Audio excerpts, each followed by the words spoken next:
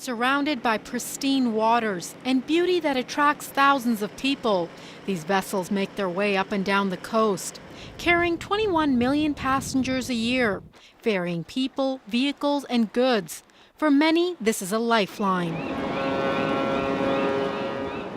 But for BC Ferries, it's been troubled waters for the past few years, trying to stay afloat in tough economic times. And that sparked a review of the Costal Ferry Act. Today, the review is in. The BC Ferries Commissioner has delivered 24 recommendations to the province. Over the last 9 years, BC Ferries has invested $1.9 billion in new vessels and terminal upgrades. Over the next 12 years, they have plans for an additional $2.5 billion. With less money coming in and low ridership, cuts to government subsidies and the cost of operating the vessels increasing, the organization is losing money. So the Commission has laid out some key financial recommendations that include future price cap increases should be held to the rate of inflation. BC Ferries should improve capacity utilization, or in other words, make sure the ships are running close to full capacity.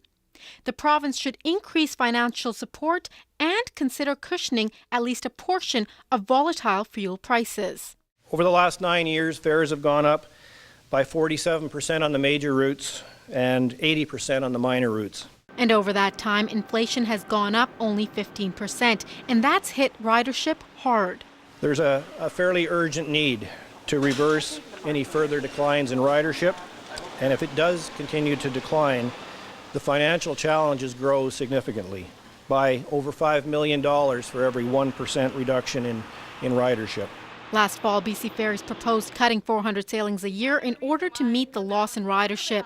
Macatee says BC Ferries may not be able to avoid doing that. But in return, we're asking ferry users to accept some reasonable reductions in service levels to improve capacity utilization of the fleet and to focus on runs with very low ridership.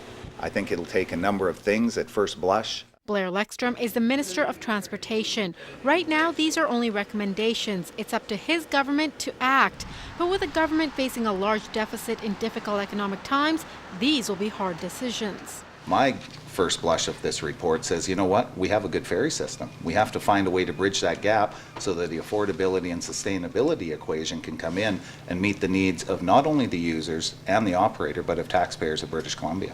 Lekstrom says he needs some time to review the recommendations before any decisions are made, but that's not holding back the opposition. I think the whole Costal Ferry Act has been an experiment. It's been a dismal failure. We've seen 2 legislative bills go through dealing with coastal ferries, and we're obviously going to see a third one here. And I think we have to sit down, have the long-term vision, see how we're going to make BC Ferries part of our marine highway. Lekstrom won't give a timeline for any decisions, but he is saying that he needs to consult with ferry users, the Commissioner, and Cabinet before moving ahead with any of these recommendations.